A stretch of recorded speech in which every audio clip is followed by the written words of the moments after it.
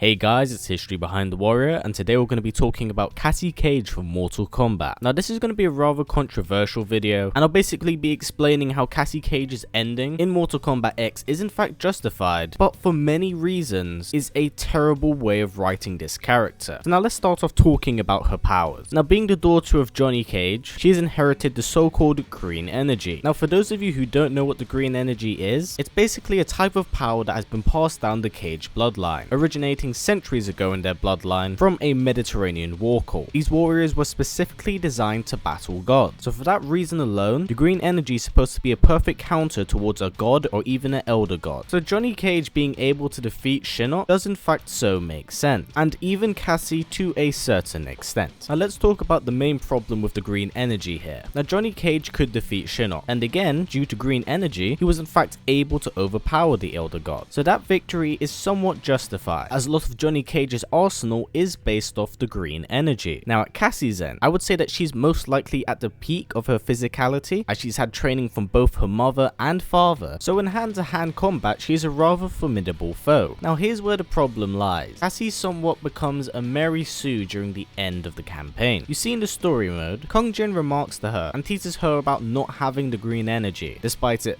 appearing in her arsenal every here and there. It's clearly something that she hasn't quite tapped into properly and can control, which creates a little bit of a problem in the story ending. Now do I think that she could beat base Shinnok toe to toe? Yes, I think she definitely could, but corrupted Shinnok, that's a bit of a far stretch. You see in both victories here, the green energy is triggered when you see someone you love gets hurt, so when that goes off you pretty much go Super Saiyan. Now here's another thing, the problem is with green energy is the fact that there is no limitations to what we know about it. It's simply a get out of jail free card, as it seems like it somewhat has been built that way. So I wouldn't say that all of the blame essentially goes to Cassie, but more the writing of the green energy. Now back on topic with her battle against corrupted Shinnok, there should have been definitely more of a struggle in this fight. Fair enough if she defeated corrupted Shinnok, but the guy should have simply got up again afterwards, because for the entirety of the game they've been pretty much building up on the return of Shinnok, and for him to kind of lose to plot armor is kind of BS. Now personally, if I was writing the script, here's what I would do. Have the fight proceed as normal. In fact, have Cassie defeat corrupted Shinnok much like she did in the story, except after she beats him, he gets back up again. Despite her green energy, he's far too strong for her. So what happens then? We give Raiden something to do, because he becomes useless during that last chapter of the game. What he does then is crawl back into the Jinsei, stealing the corrupted energy from Shinnok and putting it inside himself. This would in turn allow him to become Dark Raiden for a very good reason, and 2, give Cassie the upper hand, not giving her a Mary Sue card just because she can have one. So through that you are able to 1, depower the superpowered villain, 2, create Dark Raiden for a very good reason, and 3, give Cassie more of a rational ending, so she can either beat Shinnok in a cutscene or go toe to toe against him once again, this time not in his corrupted form, and the ending can play out much like the rest of it. It's simple tweaking here and there to kind of make the ending a lot more believable, and it is a fairly easy and obvious thing to do. That's one way I would have fixed Cassie in the main story. Now in terms of her writing, Cassie's actually a good character. She's a very good personality, and she's very likable because of her humor. But here's where things falter. Cassie in the story mode wasn't kind of put on a pedestal where she's kind of viable to be extremely powerful. She was just a member of her own team, and at no point does she seem like the leader. A perfect example of this is Sub-Zero's chapter, where despite being the team leader, Kong Jin goes against her orders and ruins their mission. In turn, he is not punished or even kind of told off for what he did. And later on, where she teams up with Devora, she gets the tar beaten out of her by Tanya. That's really not how you want to build up your main heroine for like the end of the game. You need to kind of protect that character and show that, hey, she is powerful and has the ability to go toe to toe with people without struggling too much. And I understand why they didn't do this, as they were trying to cater to every single character, but they should have written her as a much stronger leader, and unfortunately this is where she faltered at the most, so it made her ending kind of less believable. Now in order to fix her in Mortal Kombat 11, they really need to tweak up how she beated Shinnok. Give an actual explanation. Don't just say because green energy and blah blah blah. Have them explain it like green energy is extremely strong when the wielder is young compared to Johnny Cage, as Johnny Cage was much older than Cassie when he went toe to toe with Shinnok. This would give a slightly more understandable reason for her defeating him quite easily in the main story, since we can't really alter too much. And in Mortal Kombat 11, if they want her to be the strong-headed character, they really need to push her and have her be at the forefront of that. I understand they want to cater towards new characters, but you really got to fix up some characters that you try to put at an overwhelming level, because if there's no limitations limitations to that character, what stops them from steamrolling throughout any enemy that's put in their way. They need to fix her character, show her limitations, and give her more screen time. As a massive problem about Cassie in this was the fact that she wasn't given enough exposure as being part of this team, which made her ending in the game seem even more BS. So hopefully they'll take some of the options that I've put in out here to focus on actually fixing this character, as I do like Cassie Cage. She's a fun, cool character. She just suffers from what I like to deem as terrible, awful writing. If I could compare her to anyone, I would say Rey from The Force Awakens, as the two both have a somewhat Mary Sue ending, but the main difference between Rey and Cassie here is Rey had a lot more character development. We were given enough of a display here, especially for a movie, to show off her capabilities. We had teasers of what she could do, so it made the ending a lot more believable in that aspect. Whereas at Cassie's end, it just seems like she's fully able to control the green energy, it's unlimited, and she can pretty much destroy an Elder God. That is the main problem here. Without enough character development,